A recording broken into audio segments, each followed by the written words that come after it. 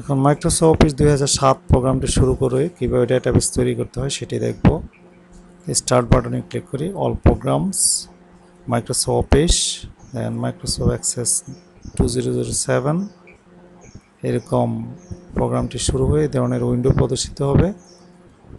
এখানে featured online template রয়েছে, যে ধরনের টেমপ্লেট আমরা সিলেক্ট করব সেই ধরনের ডেটাবেস আমরা তৈরি করতে পারি সহজেই। আমরা যদি আমাদের মতো করে করতে চাই, ব্ল্যাঙ্ক ডেটাবেসে ক্লিক করতে হবে।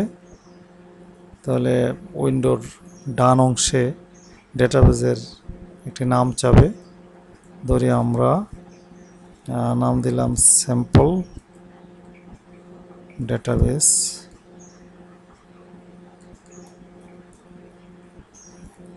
নাম দেওয়ার পর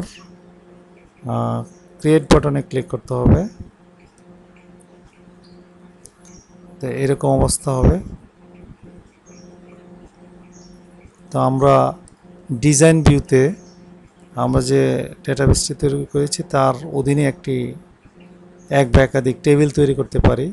তো টেবিল তৈরি করার জন্য এরকম আমরা এই টেবিল লেভেলের উপরে মাউসের রাইট বাটন ক্লিক করলে মেনু ওপেন হবে। এখান থেকে ডিজাইন ভিউ, টেবিলটির একটি নাম চাবে, ধরে আমরা এটিকে টেবিল 1 নামে রাখলাম। ওকে বাটনে ক্লিক করি।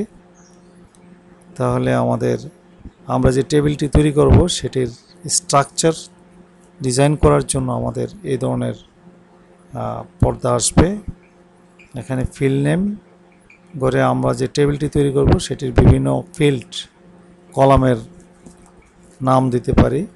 যেমন প্রথম আমরা যে কলামটি চাই সেটি যদি সিরিয়াল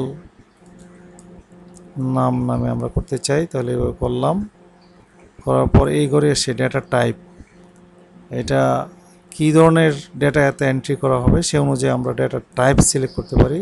এইভাবে বিভিন্ন টাইপ আমরা সিলেক্ট করতে পারি।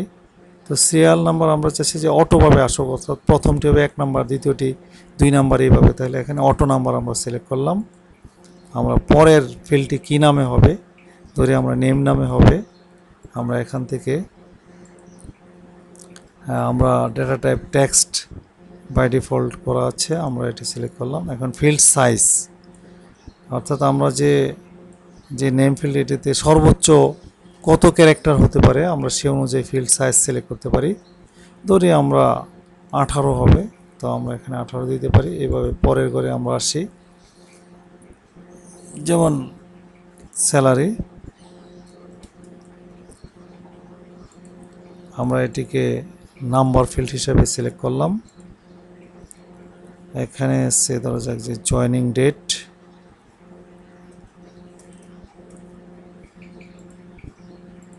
এখানে আমরা ডেট অ্যান্ড টাইম সিলেক্ট করলাম। এভাবে আমরা ফিল্ডের নাম দিতে পারি। নাম দেওয়ার পর আমরা ক্লোজ বাটনে ক্লিক করব এটিকে সেভ করার জন্য। ইয়েস করব। এখন এটি টেবিল 1 নামে এখানে রয়েছে, এর উপর মাউস পয়েন্টার নিয়ে ডাবল ক্লিক করলে এরকম ডেটা এন্ট্রি করার জন্য আমাদের এই ধরনের উইন্ডো আসবে। এখানে আমরা ডেটা এন্ট্রি করতে পারি, যেমন সিরিয়াল নাম্বার আমরা অটো আসবে, এই জন্য আমরা এখানে কিছু এন্ট্রি করলাম না।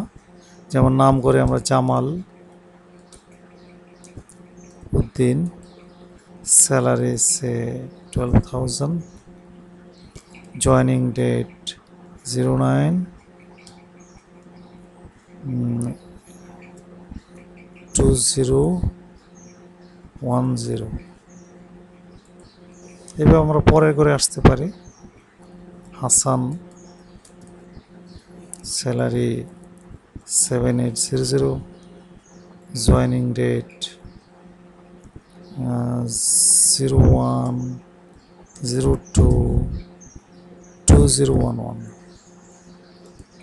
এভাবে আমরা ডেটা টেবিল করে তাতে ডেটা এন্ট্রি করতে পারি। ডেটা এন্ট্রি করার পর এটিকে সেভ করার জন্য আমরা অফিস